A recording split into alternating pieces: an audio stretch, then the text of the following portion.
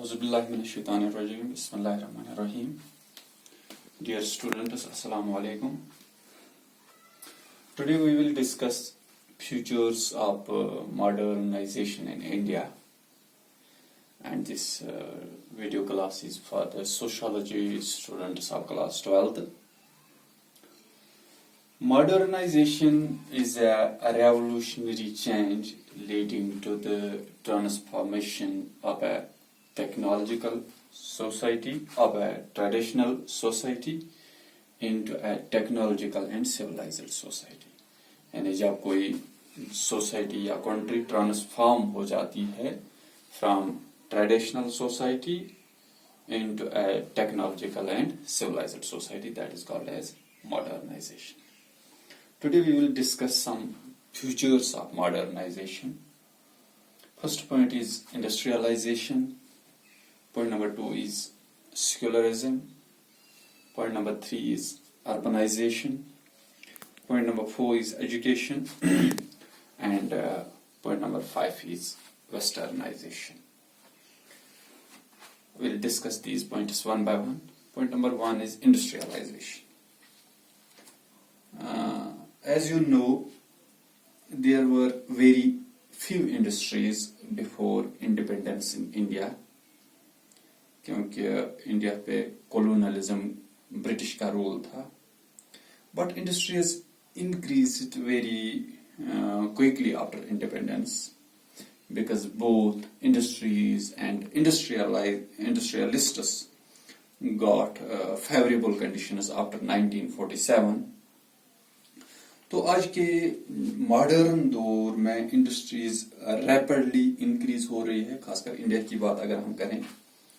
اس کی وجہ یہ ہے کہ مارکیٹ میں جو پروڈکٹس کی ڈیمانڈ ہے وہ بہت زیادہ ہے, کیونکہ پاپولیشن بھی دن بہ دن بڑھ رہی ہے. تو پاپولیشن بڑھنے کے ساتھ ساتھ جو پروڈکٹس کی ڈیمانڈ ہے وہ بھی بڑھ رہی ہے, جس کی وجہ سے زیادہ انڈسٹریز وجود میں آنے لگی, کیونکہ جو انڈسٹریلسٹس ہے وہ زیادہ سے زیادہ پروڈکٹس بنانا چاہتے ہیں تاکہ جو سوسائٹی کی ڈیمانڈ ہے اس کو میٹ کر سکیں. تو India's place in the world is 10th from the industrial point of view.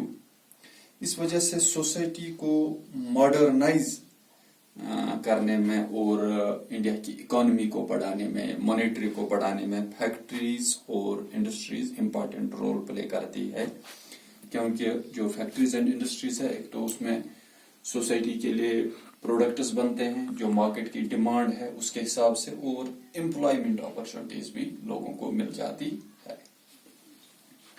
Now another point is secularism.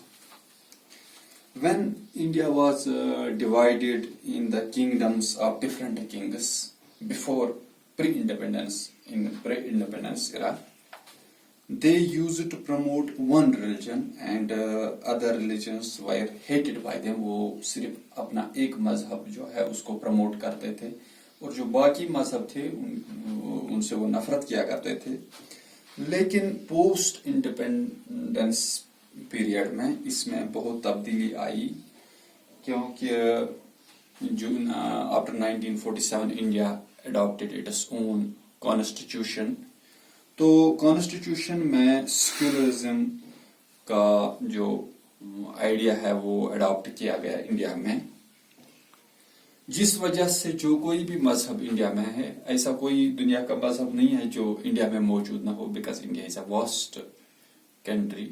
It is second populous country in the world and 7th largest country in terms of territory.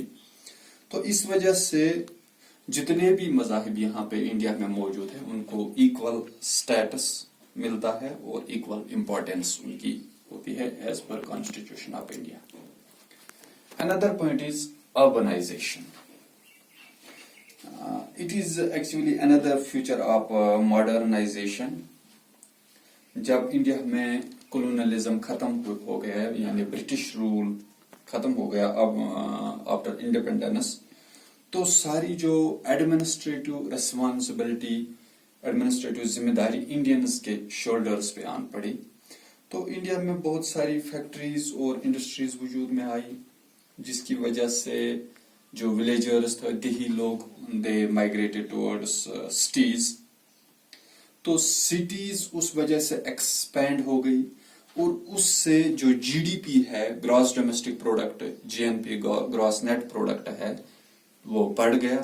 تو لوگوں کی جو حالت تھی economic اعتبار سے وہ ٹھیک ہونے لگی, جس کی وجہ سے ہم یہ کہہ سکتے ہیں کہ اربنائزیشن ماڈرنائزیشن کی وجہ سے اربنائزیشن وجود میں آیا اور اربنائزیشن کی وجہ سے لوگ ماڈرن ہونے لگے. Now another point is education. Education is directly related to modernity کیونکہ کوئی بھی سوسائٹی ایجوکیشن کے بغیر ماڈرن نہیں ہو سکتی ہے, کیونکہ ایجوکیشن سے ہی کنٹری کو ماڈرن کیا جا سکتا ہے اور اکانومیکلی ساؤنڈ کیا جا سکتا ہے. ایجوکیشن سے سائنس اور ٹیکنالوجی ٹرانسپورٹ اینڈ کمیونیکیشن میں بھی بہت ترقی دیکھنے کو مل رہی ہے. اگر ہم انڈیا کی بات کریں, ایجوکیشن کی وجہ سے لوگ سکلڈ ہو جاتے ہیں اور وہ فیکٹریز اور انڈسٹریز میں کام کرنے کے قابل ہو جاتے ہیں, یا اسی مدد سے وہ اپنی بزنس اسٹیبلش کر سکتے ہیں.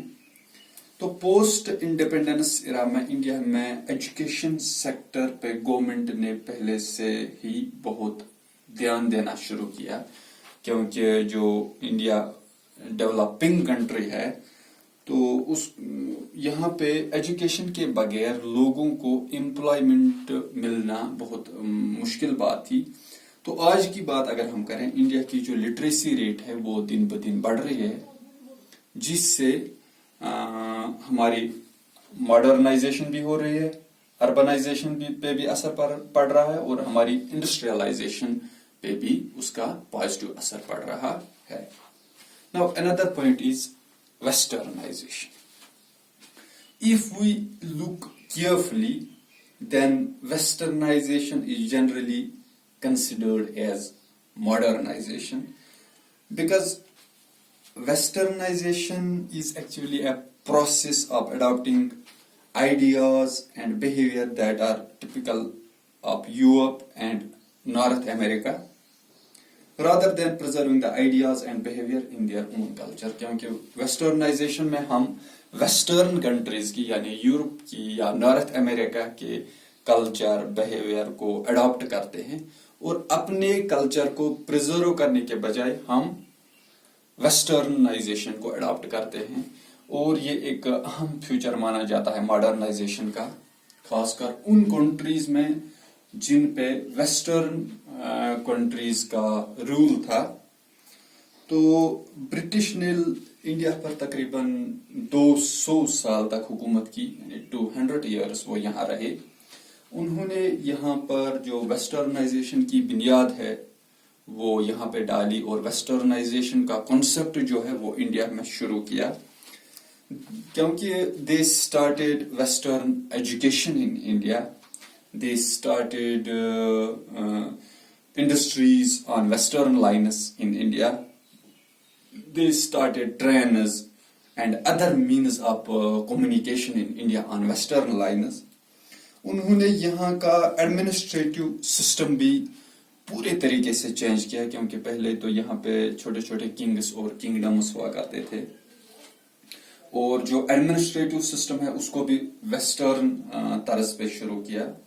اس وجہ سے انڈیا میں ماڈرنائزیشن کا جو دورہ چلا یا جو ماڈرنائزیشن کا دور ابھی چل رہا ہے وہ بالکل ویسٹرنائزیشن کی بنیاد پر ہے, جس کی وجہ سے ہم یہ کہہ سکتے ہیں کہ جو انڈیا کی ماڈرنائزیشن ہے یا جو انڈیا ڈیولپ ہو رہا ہے وہ صرف ویسٹرنائزیشن کے طرز پہ ہو رہا ہے.